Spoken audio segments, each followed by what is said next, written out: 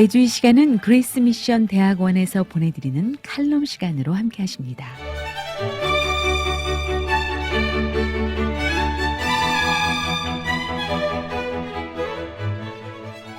사랑하는 미주 복음방송 애청자 여러분 안녕하십니까? 그레이스 미션 대학교 교수 이창수 목사입니다. 인물로 배우는 교회사, 오늘은 마르틴 루터보다 150년이나 앞서 부패한 가톨릭 교회와 잘못된 가톨릭 교리의 개혁을 외친 영국의 존 위클리프와 체코의 존 후스에 대해 알아보도록 하겠습니다. 존 위클리프와 존 후스는 불과 한 세대가 채 안 되는 40년의 차이로 태어났습니다. 위클리프는 1330년경에 영국의 지주 가문에서 태어났으며 후스는 1372년경 현재의 체코 지방인 보헤미아의 가난한 부모에게서 태어났습니다. 생전에 후스는 자신이 위클리프의 제자라고 공언하였습니다. 1382년 영국 왕 리처드 2세와 보헤미아의 앤 공주가 결혼함으로써 영국과 보헤미아 사이에는 밀접한 관계가 되었습니다. 따라서 영국의 위클리프의 개혁적 사상과 저술들은 14세기의 보헤미아에 이미 잘 알려져 있었으며 1401년 프라하의 제롬은 영국으로부터 위클리프의 급진적인 신학작품 몇 권의 복사본을 가져왔던 것입니다. 위클리프는 1361년에 링컨셔에 위치한 교고의 사제가 되었으며 1370년에는 옥스포드의 지도적인 철학자와 신학자가 되었습니다. 1378년 위클리프는 성경의 진리라는 책을 저술하였습니다. 여기에서 그는 성경은 진실하며 오류나 모순이 없다고 주장하였는데 이는 교회의 가르침과 일치하는 것이었습니다. 그러나 그는 이에 더 나아가 성경이 하나님의 계시 전체를 담고 있다고 주장하였습니다. 즉 그는 교회의 전통이나 교황 혹은 기타 어떤 자료를 통해 더 이상의 가르침을 보충할 필요가 없다. 성경은 구원에 필요한 모든 것을 담고 있다. 더 나아가 전통, 교회법, 공의회, 교황 같은 기타의 모든 권위들은 성경에 의해 그 검증을 받아야 한다. 성경은 다른 모든 가르침의 검증을 받아야 할 궁극적인 기준이다 라고 하였습니다. 여기에서 위클리프는 분명 개신교 종교개혁자들의 사상을 가장 먼저 예시하고 있으며 현대 개신교의 성경 중심 사상을 그때 이미 잘 갈파하고 있음을 볼 수 있습니다.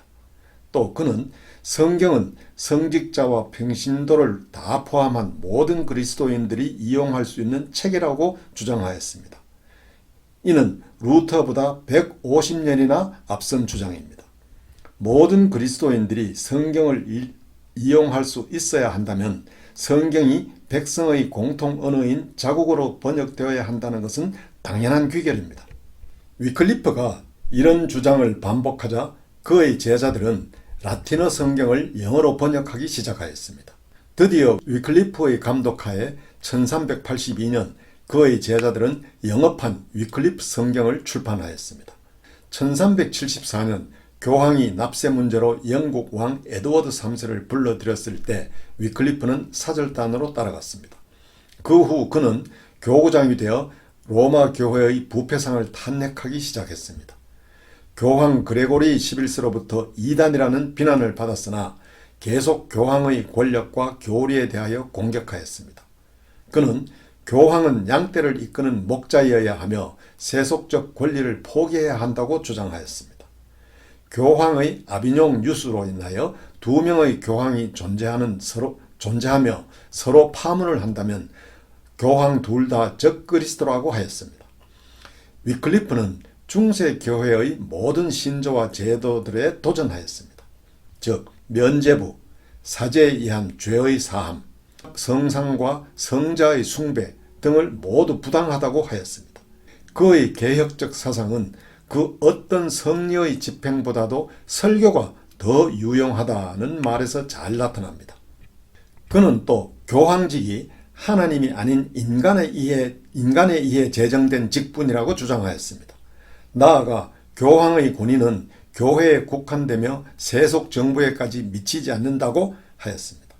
더욱 중요한 것은 교황의 권위가 자동적으로 생성되지 않으며 사도 베드로의 도덕적 인격을 가졌느냐에 따라 좌우된다고 하였습니다.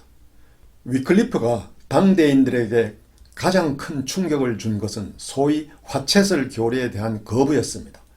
위클리프는 그리스도의 살과 피가 어떤 의미에서 성만찬 시에 임재한다는 것은 부인하지 않았습니다.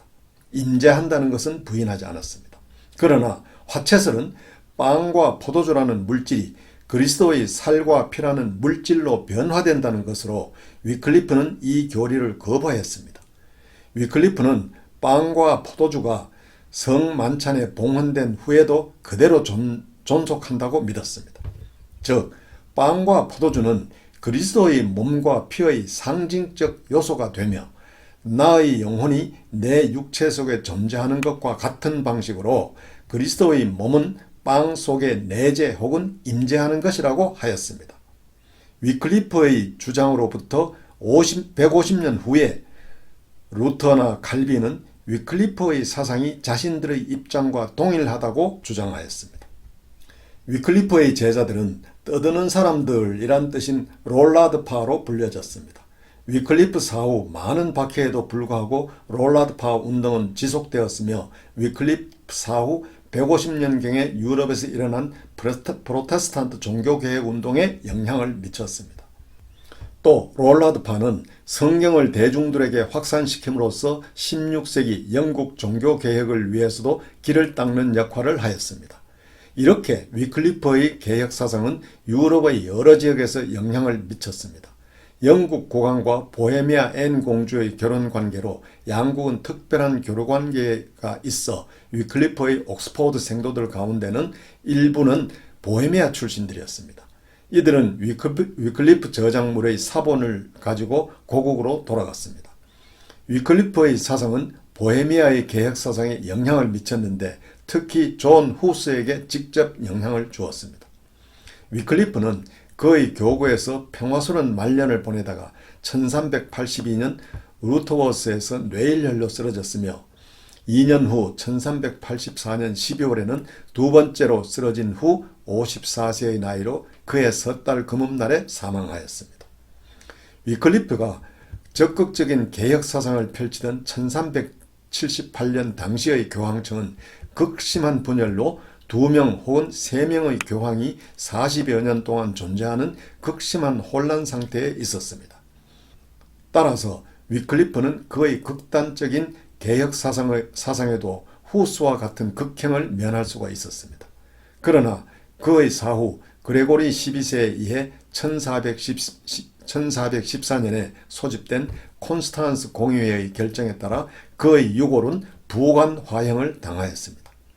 그러나 종교개혁 후 그의 공로는 높이 평가되어 그의 모교인 옥스퍼드 대학에는 위클리프 홀이라는 연구소가 생겼습니다. 지금도 위클리프 성경 번역 선교회는 미전도 종족을 위한 성경 번역 선교를 훌륭히 감당하고 있습니다. 1372년경 보헤미아에서 태어난 존 후스는 프라하 대학에서 공부한 후 1402년 프라하 소재 베들레헴 교회의 목사와 설교자로 임명되었습니다. 이 교회는 개혁적 설교의 중심지로서 1391년 한 부유한 신앙인에 의해 설립된 교회였습니다. 따라서 후스는 전국적 개혁 운동의 핵심적 지휘에 임명되었던 것입니다. 후스는 위클리프의 개혁적 저술들을 읽고는 교회란 교황이 아니라 그리스도를 머리로 하는 택함 받은 신자들의 모임이라는 위클리프의 교회론을 받아들였습니다. 그는 예수님은 맨발로 걸어가는데 교황은 준말을 타고 가며 예수님은 제자들의 발을 씻는데 교황은 자기의 발에 신자들의 입맞춤을 받고 싶어 한다고 하며 비난하였습니다. 후스는 교회의 주장이 오직 성경의 가르침과 일치할 때만 교회에 복종해야 한다고 하였습니다. 그는 성직자의 부패, 특히 사이머니, 즉 성직 매매에 대한 위클리프의 주장을 많은 호응과 함께 받아들였습니다. 1409년 독일인들을 대신하여 보헤미아인들이 프라하 대학을 관할하게 되자 당국은 후스를 총장으로 선출하였습니다. 그러나 후스의 총장 승진은 단명하였습니다. 프라하 대주교는 베들레헴 교회를 포함해 예배당에서의 후스에 대한 설교를 금지하는 것을 교황으로부터 얻어내었습니다. 후스는 이에 대한 복종을 거부하였으며 1410년 그는 대주교에 의해 파문을 당하였습니다. 같은 해 대주교는 위클리프의 저서 200권을 불태웠습니다. 이에 후스와 그의 추종자들은 위클리프의 개혁 사상을 옹호하였습니다. 1412년 문제는 극도로 악화되었습니다.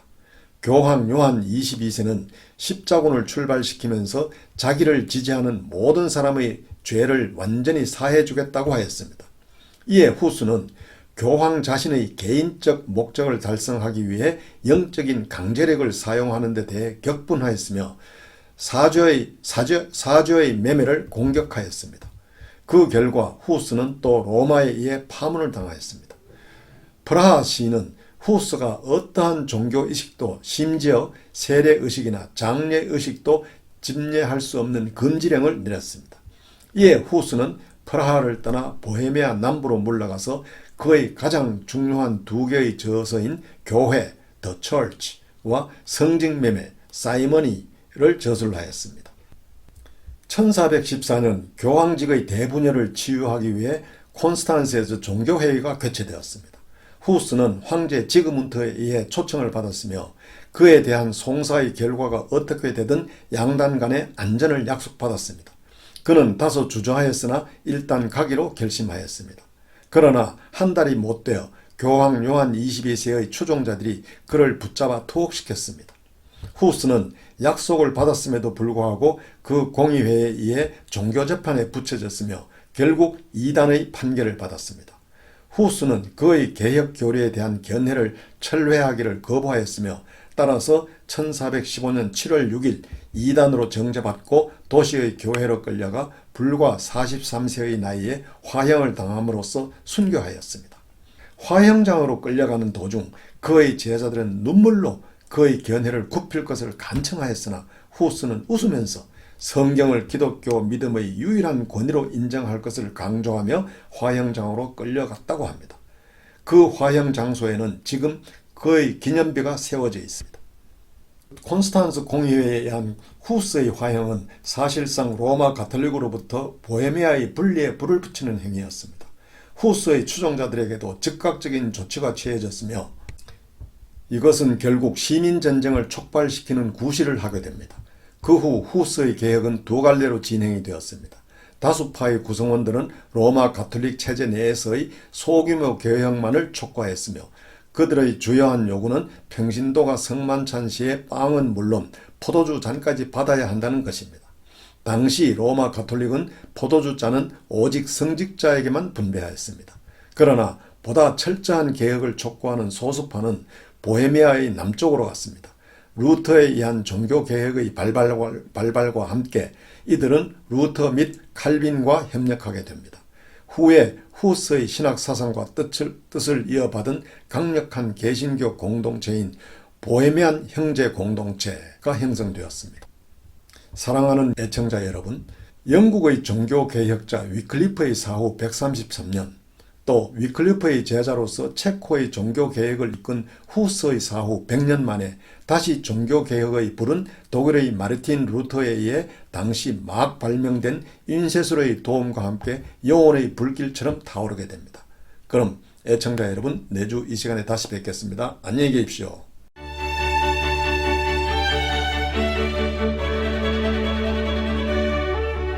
그레이스 미션 대학교는 미 연방교육국이 인정하는 ABHE, TRACS, ATS의 정회원 학교입니다.